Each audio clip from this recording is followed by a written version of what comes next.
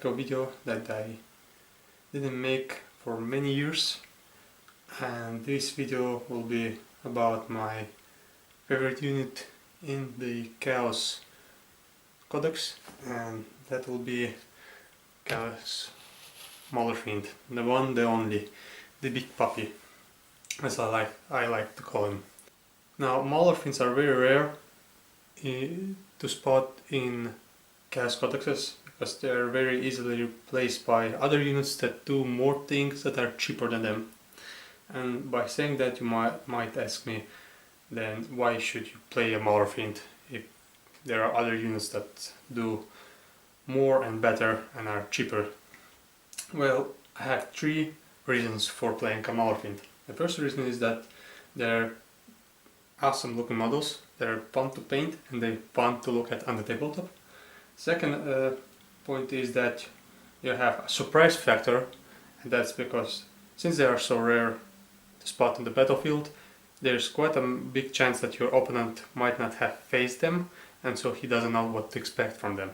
And third option is, why should all the lists be copycats of each other? Why not make them different? So before we go in depth about the tactics, I would like to talk about the Maulerfiend stats points. So the Maulerfiend is a heavy support choice, so it takes up the heavy support slot. He costs 172 points or 9 power level. It's a demon engine, a demon vehicle with a damage sheet, a damage bracket. It has 12 wounds that downgrade the more wounds you take, 4 attacks that also downgrade, so it's from 12 to 7. He's strength 6 at the same profile, and his movement is 10. Then he has toughness 7, weapon skill 4+, and a save of 3+. Since he's the demon engine, he has the demon keyword, and that grants him 5+ invulnerable save. And also, at the start of each of your turn, you regenerate 1 wound back on this guy. So not that bad of stats for what he costs, but we'll go a little bit deeper on his bad sides, so to speak, a little bit later. He's armed with Maulerfiend Fist, which is double the strength, and also with the Magma Cutter, which is a pistol with a range of 6 inches, strength 8, AP -4 and damage 3. As an option, you can replace the Magma Cutter with a Lash and Tendril. They are a melee weapon with the user strength, AP -2, damage 2, and with a special rule that each time you fight you can make 6 additional attacks with this weapon, which is very good because not only do you hit with the fist, you also hit with the Lash and Tendrils in addition to that. So basically you have a lot of attacks, and you can replace Magma Cutter for the Lash and Tendrils, and I would say that it's a very good deal. If you decide to replace the Magma Cutter with a Lash and Tendrils, which you should, it will bring the Maulerfiend up to 152 points, and the Magma Cutter is basically free, but at the same time it's only pistol 1, so it's one shot at a range of 6, which is very underwhelming. It's damage 3, but Lash and Tendrils damage 2, so it's just 1 damage more, and the Lash and Tendrils do 6 additional attacks while the pistol shoots 1 attack basically. So yeah, always take the Lash and Tendrils, you will never go wrong with that. We got the stats out of the way, let's talk about the actual tactics. Now, Maulerfiends are close combat units, of course, and they are very good at taking down tanks and infantry units. And whatever you do, please do not charge into massive horde units. I did the mistake charging against Orcs boys, and yeah, they took down the Maulerfiend very easily. So before charging into a horde, try to thin down that horde with some shooting, and then charge with the Maulerfiend to mop up the rest of the guys. The reason why the Maulerfiend goes down that easily is because he has only a save of 3+, which is average against a massive horde, and invulnerable invulnerable save of 5+, which is underwhelming, and his toughness 7, which is good, but not that good. So he will get hit a lot and he will start losing those wounds, and since you're on 12 wounds, you start losing them very fast. Since I already mentioned that he is a very good close combat unit, I would say that at the same time he is very underwhelming, and it's because of his weapon skill of 4+. Let's be honest here, guys. A weapon skill 4+ on a massive beast that gets filled up by drinking blood is not very fluffy. It's not very fluffy at all.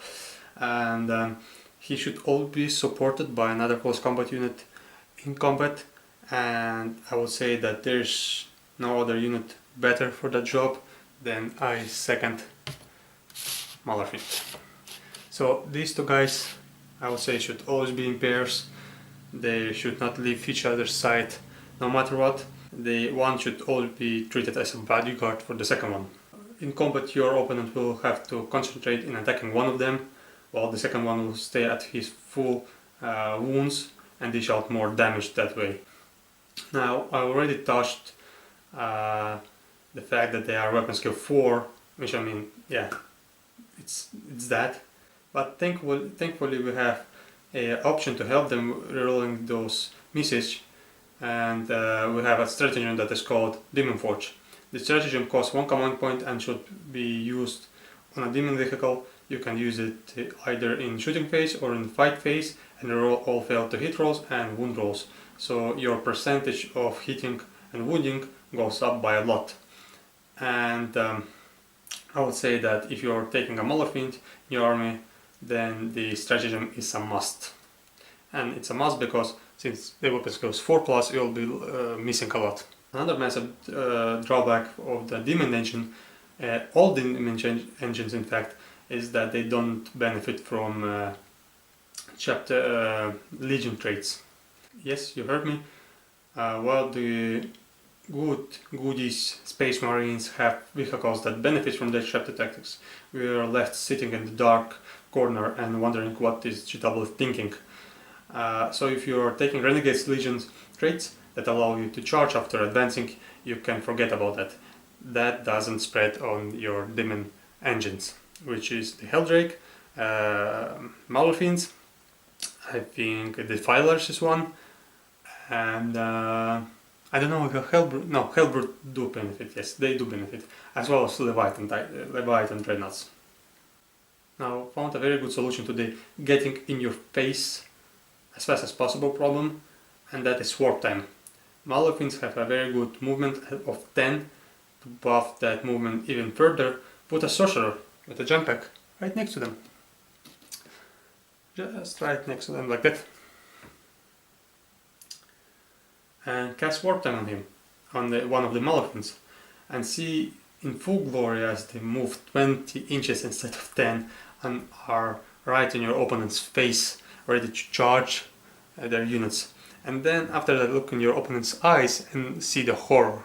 See the horror in their eyes by seeing a massive beast being in their lines in turn 1 already. I personally prefer to take a Demon Prince instead of the Sorcerer, and I will explain why. Now, we all know that you can cast Success Warp Time only once, so casting it in one Maulerfiend and charging him and leaving one behind is a total contradictory of what I said previously of not separating them. But at the same time, the first one that charges is the bodyguard to the second one. He's already in combat, he's already absorbing wounds, while the second one is left open for the second turn charge. And by taking a Demon Prince instead of Sorcerer, you have 2 massive units that potentially can charge in the second turn instead of 1. And Demon Prince cannot be targeted by shooting because he's a character if he's not the closest one. So there's that. A second benefit that might be very good for your 3-beast combo, as I like to call this, is facing an opponent army that has to come to you instead of you coming to them. Even a Space Marines that will shuffle a little bit towards you. And that's because they're decreasing the distance between your beasts and their units without realizing how devastating the Maulerfiends can be. And that's very good because potentially you don't have to cast warp time on any of the Maulerfiends, because 10 inches might be enough of the charge.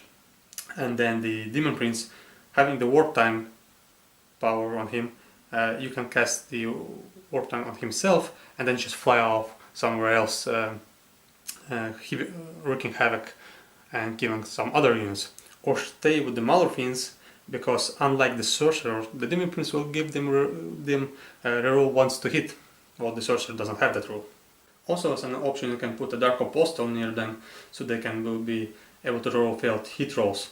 But the problem with Dark Apostle is that he's only movement 6, and he will be very hard to keep him up with the Maulerfiends. So I would say that that's a waste of points. You can put the points somewhere else, or just keep the Sorcerer if you don't want the Demon Prince, and use him like that with that jump back. But then again, I prefer the Demon Prince instead. I would personally say that a pair of Maulerfiends is a very good unit. It's not strong, but it's not weak at the same time. Their main goal is distraction, and your opponent can't ignore them. If he does ignore them, then at some point they will make the charge and they will start killing off units in a rapidly, so thinning your opponent's lines. If they survive long enough to the late game, they can be used as line breakers or objective holders. And if your opponent doesn't have any more shooting to deal with them, great, because they will regenerate 1 wound back every turn, and potentially they can come up to their full capacity, wounds, and start maybe, I don't know, killing up some more units. But in conclusion to this somewhat tactical video, I would like to say that they're very good solid units. They're very good priced, but what I would like to see change in them is give them the benefit of being affected by Legion traits. They should be affected by them. There's no reason why they shouldn't be. It's a big mistake by GW, in my opinion. And not only would it be narrative-wise much more sense for them to be affected by Legion traits, but this also gives them more versatility in game style. They'll be more versatile and more fun to play. So I hope you like this video. I try to improve them as much as I can. Please leave a comment down below what you want to be improved. And yeah, I see you guys in the next one.